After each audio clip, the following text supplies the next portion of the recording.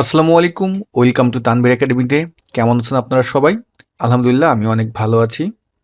আজকের ভিডিওটিতে আমরা যেই টপিকটি নিয়ে আলোচনা করব এবং যেই ফর্মুলাটির ব্যবহার আমরা শিখব সেটা হলো সাম ফর্মুলা, এবং সাম ফর্মুলার সাথে আরেকটি ফর্মুলা জয়েন করে আমরা একটি কাজ করব। সেই কাজটিও আমরা একটু দেখে নিই।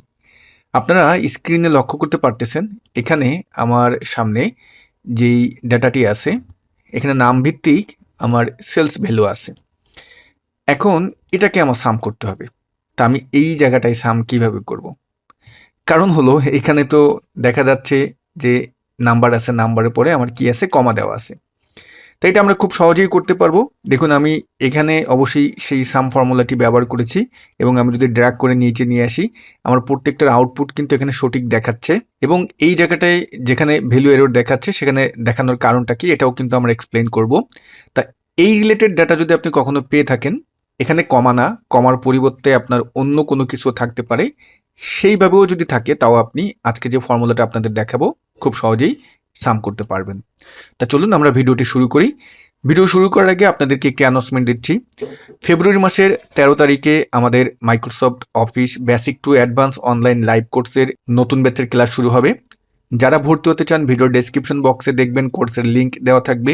আসন সংখ্যা খুবই সীমিত, দ্রুত আপনারা আসনটি বুক করে নেবেন। তা চলুন ভিডিওর মূল টপিকে চলে যাই। ভিউয়ার্স, প্রথমত আমি এখান থেকে এটা রিলেট করে দিই। আমরা যেহেতু সাম করব, তাহলে আমরা প্রথম সেলে এসে ইকুয়াল টু দিলাম, এসইউএম সামকে কল করলাম, ব্র্যাকেট ওপেন। এখন এখানে আমরা যেটাকে মাইনাস সাইন বলি, মাইনাস যে সাইনটা, এটা দিব, অনেকে এটাকে ড্যাশ বলে। তো এটা দেওয়ার পরে আমরা যে কাজটি করব, এখন ব্র্যাকেট আবার ওপেন করব। ওপেন করে টিইএক্সটি টেক্সট স্প্লিট যে ফর্মুলাটি আছে, এটাকে আমরা কল করব। দেখুন এখানে চলে এসেছে। এবার এই ফর্মুলাটার সিনটেক্সট আমাদের কি বলতেছে? প্রথমে বলতেছে টেক্সট। তা টেক্সট হলো আমার এই সেলটা C2, যেখানে আমার ভ্যালুগুলো আছে, ওকে, কমা।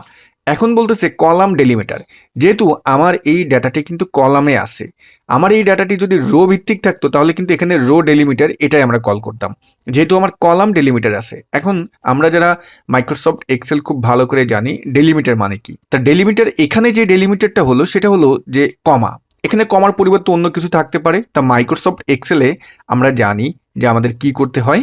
আমাদের হলো যে কোনো ডেলিমিটারকে বা কোনো কিছুকে যদি ফর্মুলার ভিতর কল করতে চাই, তাহলে আমাদের অবশ্যই ডাবল কোটেশনকে কল করে, আমরা যেহেতু এখানে ডেলিমিটার আছে আমাদের কমাকে কল করলাম, আবার আমরা ডাবল কোটেশন দিলাম। ডাবল কোটেশন দিয়ে এখন আমরা যে কাজটি করব, ব্র্যাকেট ক্লোজ দিব, তারপর আবার ব্র্যাকেট ক্লোজ দিবেন।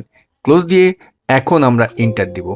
যেহেতু এখানে আরও একটা ব্র্যাকেট লাগবে, সে বলতেছে আমার এখানে দুটিতে হয়নি, তা আমাকে এখানে ওয়ার্নিং দিয়ে দিয়েছে আপনার আরেকটা ব্র্যাকেট দিতে হবে। দেখুন আমি ইয়েস দিয়ে দিলাম। এখন আমি ড্র্যাগ করে নিচে নিয়ে আসলাম।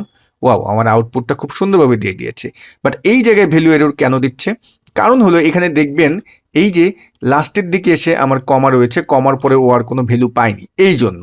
তা এই রিলেটেড কমা যদি থাকে আমাদের লাস্টের দিকে এসে, সেই কমাগুলো আপনি ডিলিট করে দিবেন। দেখুন এখন কিন্তু আমার খুব সুন্দরভাবে আউটপুটটা চলে এসেছে। তো এখন আমরা যদি দেখি যে এখানে যে কমা আছে, আমি এই কমাগুলোর পরিবর্তে অন্য কিছু দিয়ে দিই। ধরুন আমি এখানে এই ডাটাটা সিলেক্ট করে কন্ট্রোল-H আমি কল করলাম, তারপর ফাইন্ড হটের জায়গায় আমি এখানে কমা দিয়ে দিলাম, এবং রিপ্লেসের এখানে যদি আমি এখন এখানে অন্য একটা সাইন দিই, সেটা ধরুন আমি এবার যদি দিই যে আমি দিলাম, দিয়ে রিপ্লেস অল দিলাম। দেখুন আমার সব জায়গায় কিন্তু চলে এসেছে, এবং ফর্মুলায় কিন্তু আমার এরর দেখাচ্ছে। ওকে, সমস্যা নেই। এখন ফর্মুলায় আসুন। আমি এখানে ফর্মুলার টোটাল এই ঘরে আমি কল করি equal to some, bracket open, আমাদের এই সাইন দুইটা দিলাম, তারপর আবার ব্র্যাকেট ওপেন, টেক্সট প্লেট, আমরা এটাকে কল করলাম ফর্মুলাটাকে। টেক্সট হলো আমার এটা, কমা, আমার ডেলিমিটার কি, ডাবল কোটেশন, এবার ডেলিমিটার হলো আবার ডাবল কোটেশন, ব্র্যাকেট ক্লোজ। দেখুন তিনটা ব্র্যাকেট দিতে হবে, এন্টার দিলাম। ওয়াও, সুন্দরভাবে কিন্তু বের হয়ে গেল। তো বিষয়টি কেমন লাগলো? যদি আজকের এই টপিকটি আপনাদের কাছে ভালো লেগে থাকে, একটি লাইক দিবেন, আপনার মূল্যবান মতামত শেয়ার করতে ভুলবেন না। সবাই ভালো থাকবেন। আল্লাহ হাফেজ।